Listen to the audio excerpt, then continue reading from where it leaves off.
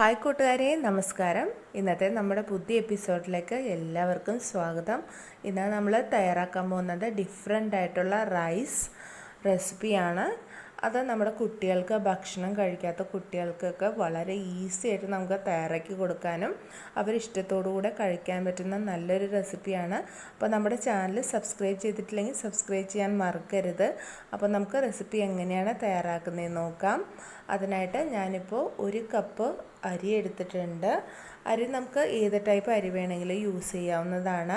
ഇനി നമുക്ക് വേണ്ടത്, ഞാനിപ്പോൾ പച്ചക്കറികൾ എടുത്തിട്ടുണ്ട്, 2 മുട്ട എടുത്തിട്ടുണ്ട്. പച്ചക്കറികൾ നമ്മുടെ ഇഷ്ടം അനുസരിച്ചുള്ള വെജിറ്റബിൾസ് നമുക്ക് എടുക്കാവുന്നതാണ്.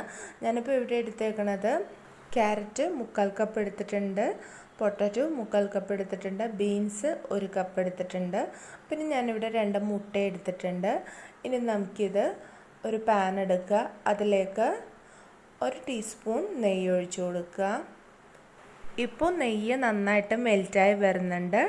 ഈ സമയം നമുക്ക് ഇതിലേക്ക് 2 ഗ്രാമ്പു ഇതിലേക്ക് ചേർത്ത് കൊടുക്കുക. ഇനി നമുക്കിതിലേക്ക് വേണ്ടത് 3 കഷ്ണം കറുവപ്പട്ട എടുത്തിട്ടുണ്ട്, അത് നമുക്കിതിലേക്ക് ചേർത്ത് കൊടുക്കുക. ഇനി നമുക്ക് ഈ നെയ്യിൽ കറുവപ്പട്ടയും ഗ്രാമ്പും കൂടെ ചെറുതായിട്ടൊന്ന് മുരിയിച്ചെടുക്കണം. തീ ആദ്യം ഫുൾ ഫ്ലെയിമിൽ വെക്കണ്ട, ലോ ഫ്ലെയിമിൽ വെച്ചാൽ മതി. ഇപ്പോൾ ഗ്രാമ്പു ഏകദേശം ഒന്ന് വാടി വന്നിട്ടുണ്ട്. ഇനി നമുക്കിതിലേക്ക് മീഡിയം ടൈപ്പ് ഒരു സവാളയാണ് ഞാൻ എടുത്തിട്ടുള്ളത്. സവാള നമുക്കിതിലേക്ക് ഇട്ട് കൊടുത്ത് ഒന്ന് നന്നായിട്ട് വഴറ്റിയെടുക്കുക. നന്നായിട്ട് ബ്രൗൺ കളർ ആവണ്ട, ജസ്റ്റ് ഒന്ന് വാടി വന്നാൽ മതി. ഇപ്പോൾ ഞാൻ സവാള നന്നായിട്ട് വഴറ്റിയെടുത്തിട്ടുണ്ട്. ഈ ഒരു പാകത്തിന് സവാള വഴറ്റിയെടുത്താൽ മതി. ഇനി നമുക്ക് ഇതിലേക്ക് നമ്മൾ റെഡിയാക്കി വെച്ചേക്കുന്ന വെജിറ്റബിൾസ് ഓരോന്നായിട്ട് ഇട്ട് കൊടുക്കുക. ഇപ്പോൾ ഞാൻ ആദ്യം ഇട്ട് കൊടുത്തത് ക്യാരറ്റാണ്. ക്യാരറ്റ് നല്ല നീട്ടത്തിലാണ് ചെറുതായിട്ട് അരിഞ്ഞെടുത്തതാണ്. ഇനി നമുക്കിതിലേക്ക് നമ്മൾ എടുത്തു വെച്ചേക്കുന്ന 1 കപ്പ് ബീൻസ് നമുക്ക് ഇതിലേക്ക് ചേർത്ത് കൊടുക്കുക. ഇനി നമ്മൾ എടുത്തേക്കുന്നത് ഉരുളക്കിഴങ്ങാണ്. അത് നീട്ടത്തിൽ ചെറുതായിട്ട് കനം കുറച്ച് അരിഞ്ഞതാണ്. അത് നമുക്ക് ഇതിലേക്ക് ചേർത്ത് കൊടുക്കുക. ഇനി നമുക്കിത് ഈ നെയ്യിൽ നന്നായിട്ടൊന്ന് വഴറ്റിയെടുക്കുക.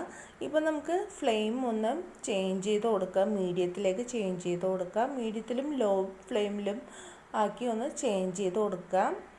ഇനി ഇത് നന്നായിട്ടൊന്ന് വഴറ്റിയെടുക്കുക. കുട്ടികൾക്ക് റൈസ് കഴിക്കാൻ വളരെയധികം മടിയായിരിക്കും. അങ്ങനെയുള്ള കുട്ടികൾക്കൊക്കെ ഇതുപോലെ നമുക്ക് ഡിഫറെൻ്റായിട്ട് തയ്യാറാക്കി കൊടുത്തു കഴിഞ്ഞാൽ അവർ നല്ല സ്വാദോടു കൂടെ തന്നെ ഇത് കഴിക്കും. പെട്ടെന്ന് തന്നെ പാത്രം കാലിയാക്കുന്നത് തന്നെ അറിയില്ല. ഇപ്പോൾ ഞാനിത് നന്നായിട്ട് വഴറ്റിയെടുത്തിട്ടുണ്ട്. ഇനി നമുക്ക് ഇതിലേക്ക് നമ്മൾ നേരത്തെ എടുത്തു വെച്ചിട്ടുള്ള അരി, 1 കപ്പ് അരി നന്നായിട്ട് കഴുകി എടുത്തിട്ടുണ്ട്. അത് നമുക്ക് ഇതിലേക്ക് ഇട്ട് കൊടുക്കുക. കുറച്ചായിട്ട് ഇതിലേക്ക് ഇട്ട് കൊടുക്കാം.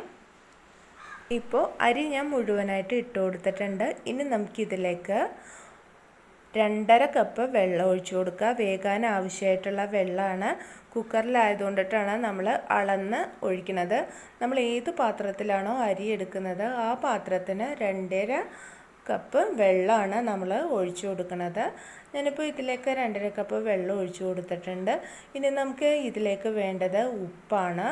നമുക്ക് ആവശ്യമായിട്ടുള്ള ഉപ്പ് നമ്മളിതിലേക്ക് ചേർത്ത് കൊടുക്കുക. വെള്ളം നമ്മൾ ജസ്റ്റ് ഒന്ന് ടേസ്റ്റ് ചെയ്ത് നോക്കുക. അപ്പോൾ ഉപ്പ് കറക്റ്റ് ആണോ എന്ന് നമുക്ക് അറിയാൻ പറ്റും. ഇനി നമുക്കിത് കുക്കറിൽ വെച്ചിട്ട് 1 വിസിലിൽ മാത്രം ഇത് കുക്ക് ചെയ്തെടുത്താൽ മതി. ഇനി നമുക്ക് ഇതിലേക്ക് വേണ്ടത് മുട്ടയാണ്. മുട്ട നമുക്ക് റെഡിയാക്കി എടുക്കാം. മുട്ടയിലേക്ക് ഞാനിപ്പോൾ ആവശ്യത്തിന് ഉപ്പ് ചേർത്ത് കൊടുത്തിട്ടുണ്ട്. ഇനി നമുക്കിതിലേക്ക് 1/2 സവാള ചെറുതായിട്ട് പൊടിയായിട്ട് അരിഞ്ഞെടുത്തതാണ്. അത് നമുക്ക് മുട്ടയിലേക്ക് ചേർത്ത് കൊടുത്ത് കുറച്ചൊന്ന് മിക്സ് ചെയ്ത് കൊടുക്കാം. ഇപ്പോൾ ഉപ്പൊക്കെ നന്നായിട്ട് മിക്സ് ആയിട്ടുണ്ട്. ഇനി നമുക്ക് ഒരു പാൻ എടുക്കുക. ഇപ്പോൾ പാൻ ചെറുതായിട്ടൊന്ന് ചൂടായി വന്നിട്ടുണ്ട്. ആ സമയം നമുക്കിതിലേക്ക് 1 ടീസ്പൂൺ ഓയിൽ ഒഴിച്ചു കൊടുക്കാം. ഓയിൽ ഏത് വേണമെങ്കിലും നമുക്ക് യൂസ് ചെയ്യാവുന്നതാണ്. ഞാനിപ്പോൾ വെളിച്ചെണ്ണയാണ് യൂസ് ചെയ്തിട്ടുള്ളത്. അതാകുമ്പോൾ കുട്ടികൾക്ക് വളരെയധികം നല്ലതാണ്. ഇനി നമുക്ക് ഇതിലേക്ക് നമ്മൾ റെഡിയാക്കി വെച്ചിട്ടുള്ള മുട്ട ഇതിലേക്ക് ഒഴിച്ചു കൊടുക്കാവുന്നതാണ്. ഇനി നമുക്ക് മുട്ടയിലേക്ക് വേണമെങ്കിൽ പെപ്പർ പൗഡർ വേണമെങ്കിൽ ആഡ് ചെയ്ത് കൊടുക്കാവുന്നതാണ്. എരിവ് ഇഷ്ടമുള്ള കുട്ടികൾക്ക് പെപ്പർ പൗഡർ വളരെയധികം നല്ലതാണ്. ഇതിന് നമുക്ക് നന്നായിട്ടൊന്ന് മുരിച്ചെടുക്കാം കേട്ടോ. ഈ മുട്ട ചിക്കി പൊരിച്ചെടുക്കുന്നതാണ് വളരെയധികം നല്ലത്. ഞാനിപ്പോൾ ഇത് ചിക്കി പൊരിച്ചെടുക്കുന്നുണ്ട്. ഉള്ളിയൊക്കെ കുറച്ചൊന്ന് മുരിഞ്ഞ് വരുന്നവരേക്കും നമുക്കിതൊന്ന് മുരിച്ചെടുക്കാം. ഇപ്പോൾ ഇത് കുറച്ചൊന്ന് വാടി വന്നിട്ടുണ്ട്. ചില കുട്ടികൾക്ക് അധികം മൊരിഞ്ഞു വരുന്നത് ഇഷ്ടമില്ല, എന്നാൽ ചില കുട്ടികൾക്ക് അധികം മൊരിയാത്തതാണ് ഇഷ്ടം. അപ്പോൾ നമ്മുടെ ഇഷ്ടം അനുസരിച്ച് നോക്കിയിട്ട് വേണം എടുക്കാനായിട്ട്. മുട്ടയൊക്കെ കഴിക്കാത്ത കുട്ടികളാണെന്നുണ്ടെങ്കിൽ നമുക്ക് ഇതുപോലെ തയ്യാറാക്കി കൊടുക്കുകയാണെന്നുണ്ടെങ്കിൽ അവർ കുറച്ചെങ്കിലും കഴിക്കും. ഇതുപോലെ ഡിഫറെൻ്റായിട്ട് തയ്യാറാക്കി കൊടുക്കുമ്പോഴാണ് അവർക്ക് കൂടുതൽ നല്ല ടേസ്റ്റോടുകൂടി കഴിക്കുകയുള്ളൂ. എൻ്റെ മോളും അങ്ങനെ തന്നെയാണ്. ഭക്ഷണം കഴിക്കാൻ വളരെയധികം മടിയാണ്. അപ്പോൾ ഞാനിതുപോലെ ഡിഫറെൻ്റായിട്ടുള്ള എന്തെങ്കിലുമൊക്കെ റെഡിയാക്കി കൊടുക്കുമ്പോൾ അവൾ ടേസ്റ്റോടുകൂടെ കഴിക്കും. അപ്പോൾ അത് നമുക്ക് കുട്ടികൾക്ക് ഡിഫറെൻ്റായിട്ട് തയ്യാറാക്കി കൊടുക്കുകയാണെന്നുണ്ടെങ്കിൽ അവർ നല്ലതായിട്ട് ഭക്ഷണം കഴിക്കും. ഇപ്പോൾ നമ്മുടെ മുട്ട റെഡിയായി വന്നിട്ടുണ്ട്. ഇനി നമുക്കിത് വേറൊരു ബൗളിലേക്ക് മാറ്റി വയ്ക്കാം. ഇത് നമുക്ക് വിചാരിക്കണേൽ എളുപ്പത്തിൽ തയ്യാറാക്കി എടുക്കാൻ പറ്റുന്ന നല്ലൊരു സൂപ്പർ റെസിപ്പിയാണ്. ഇത് കുട്ടികൾക്ക് തയ്യാറാക്കി കൊടുക്കാമെന്ന് മാത്രമല്ല, മുതിർന്നവർക്ക് നമുക്ക് പെട്ടെന്നൊക്കെ റെഡിയാക്കി എടുക്കണം എന്നുണ്ടെങ്കിൽ നമ്മുടെ വീട്ടിലൊക്കെ പെട്ടെന്ന് ഗസ്റ്റൊക്കെ വരുന്ന സമയത്താണെങ്കിൽ നമുക്ക് പെട്ടെന്ന് റെഡിയാക്കി എടുക്കാൻ പറ്റിയ നല്ലൊരു റെസിപ്പിയാണ് കേട്ടോ ഇത്. അപ്പോൾ നമുക്ക് മുട്ട ഇപ്പോൾ വേറെ പാത്രത്തിൽ വെച്ചിട്ടുണ്ട്. ഇപ്പോൾ നമ്മൾ റൈസ് ഇപ്പോൾ ഒരു വിസിൽ വന്നിട്ടുണ്ട്. ഇനി നമുക്കിത് ചൂടാറാനായിട്ട് വെക്കാം. ചൂടാറിയ ശേഷം നമുക്കിത് തുറന്ന് നോക്കാം.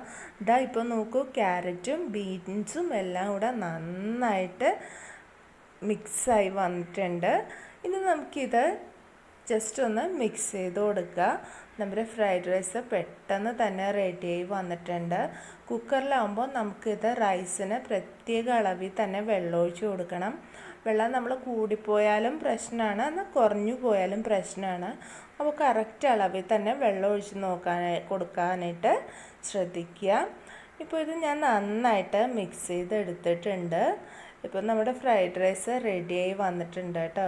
ഇനി നമുക്ക് ഈ ഫ്രൈഡ് റൈസിലേക്ക് നമ്മൾ റെഡിയാക്കി വെച്ചേക്കുന്ന മുട്ട ചേർത്ത് കൊടുക്കാം.